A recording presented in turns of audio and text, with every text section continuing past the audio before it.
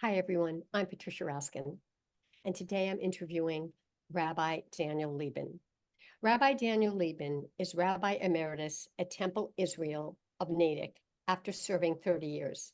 He served as Associate Rabbi at Temple Emanu-El for 8 years. Rabbi Liben is a past president of the Massachusetts Board of Rabbis and the New England Region Rabbinical Assembly. He is a longtime board member of the Institute for Jewish Spirituality. Welcome, Rabbi Lieben. Thank you. Thank you, Patricia. All right. As we celebrate this milestone celebration for Temple Emanu-El, what aspects of Jewish tradition or values do you believe that we need to preserve for our future generations? Well, that's a really broad question, Patricia, but I'll start by thinking about my feelings about Temple Emanu-El.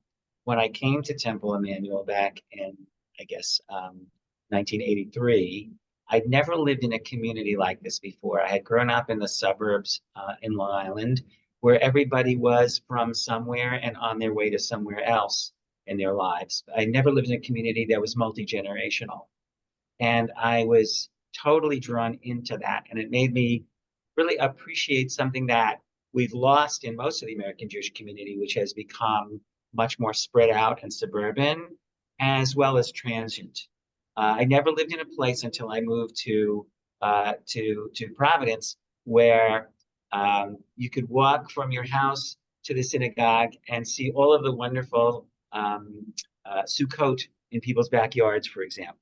Or at Pesach, excuse me, at Purim time, you could drive around the neighborhood and on your way to delivering Mishloach Manot, just pass the Mishloach Manot through the car windows with all your friends who are doing exactly the same thing.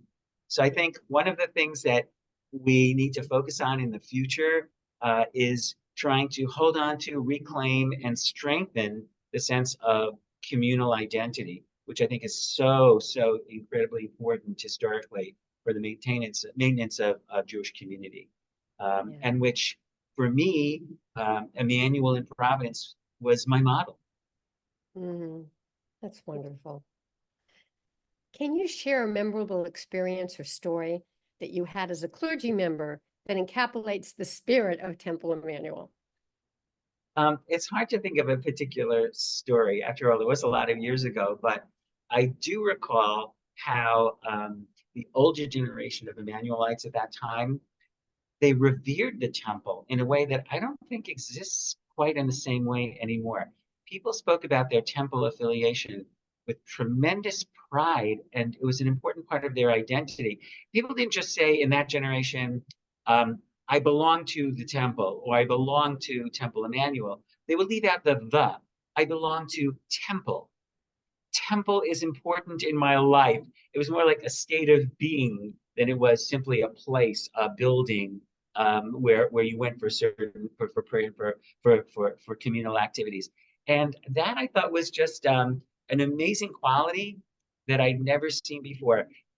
Emanu-El was the kind of place, and probably still is, that takes itself very seriously, not in a negative way, but in a justifiable sense. Everything that we did at Emanu-El in those years, people felt it was really important because he was coming from this institution. So if we were doing an adult education program and we had the Ben Bat Torah program, for example, and we were asking people to actually keep track of the credits that they accrued in our adult ed program, no other synagogue was taking themselves seriously in that way. But Emanu-El was like that, and it worked. And it probably still does work. A Yes. sense that this is a place where if you take your community serious, you take your congregation seriously, then people will rise up to the request. They'll rise up to the expectation. And that too was a model for me of what Jewish community and what congregations could be. Yeah, wonderful. How do you see the role of the rabbi evolving in response now to all the shifts we've had in society?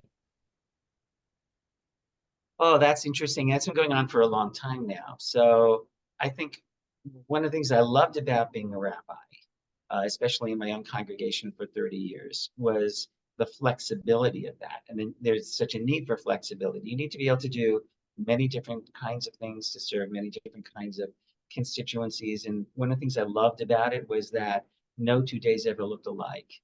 Um, so I think what rabbis need to be cognizant of when they take this kind of responsibility of leading a congregation is that it's not just about leading the ritual and the life cycle, as important as that is.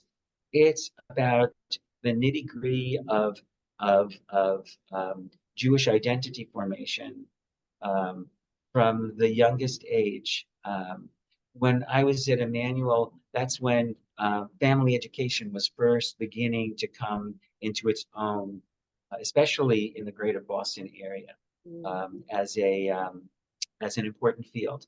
And I think the work that we did in family education uh, back then also was a model for me and what I took with me into the years to come. I remember years and years ago, we were doing at Emanu-El a Zimkudia combination Israeli folk dance festival and song festival on Hanukkah.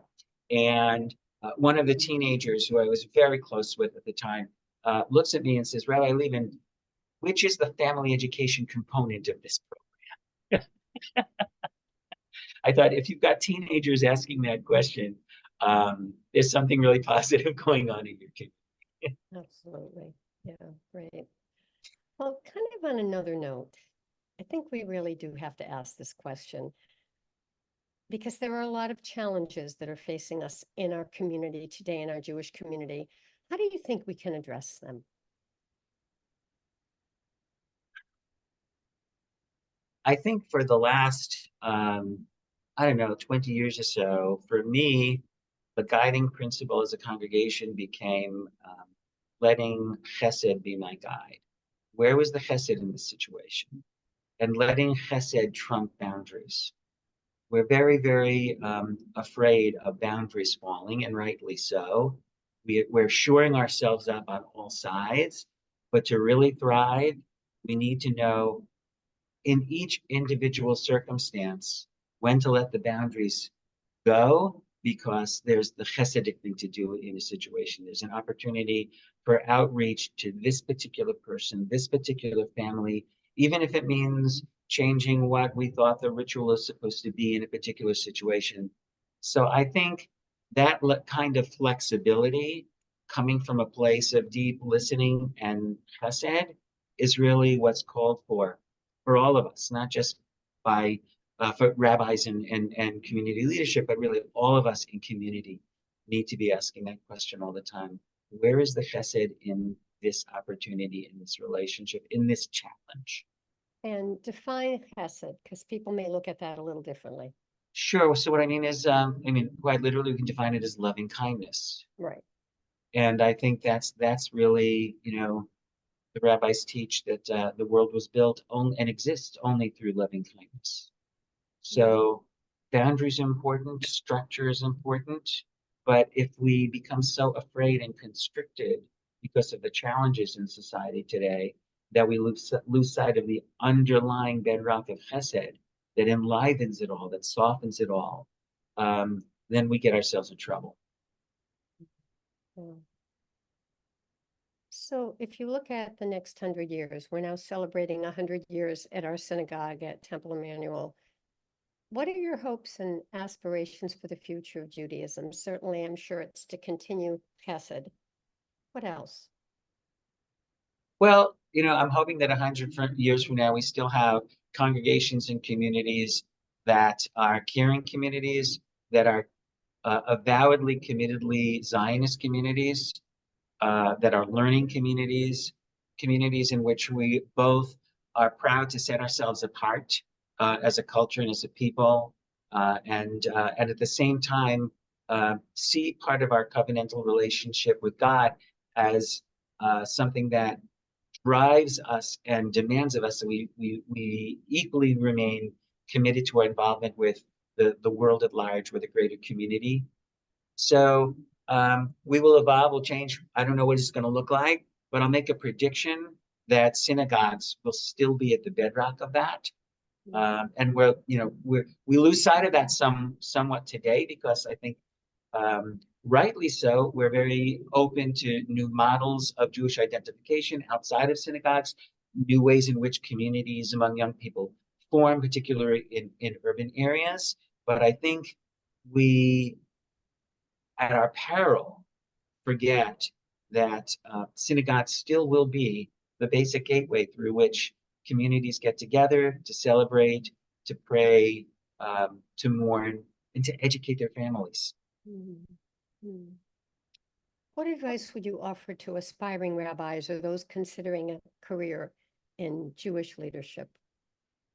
Um, it's a great career if you love people, if you love the Jewish tradition, um, and if you're able to be flexible because things are always changing, and because you're working with communities and families and individuals, and everybody's different and everybody's needs are different. So if you want a career where you can get a lot of satisfaction out of um, seeing the tradition work for people and helping the tradition work for people, but you're not tied to one particular way in which that should look, and you're willing to be flexible and nimble with that, then it's a great career. I've done it all these years, and I don't think there's anything that I would have enjoyed doing more. Anything that you want to add about your perspective? You've served as a rabbi at two congregations. You've been on the board of the New England Region Rabbinical Assembly. You've certainly been a longtime board member of the Institute of Jewish Spirituality. You've been the president of the Massachusetts Board of Rabbis. So you've seen Judaism from many different lenses. Anything you'd like to add, kind of your whole perspective of this? Well, sure. I mean, there's a lot one could say, but for me, one of the things that has been most important, and certainly in the whole second half of my career, was my involvement with the Institute for Jewish Spirituality, because what I discovered through that was that really I came to see that one of the great crises in our communities is our inability to understand our relationship to Jewish prayer.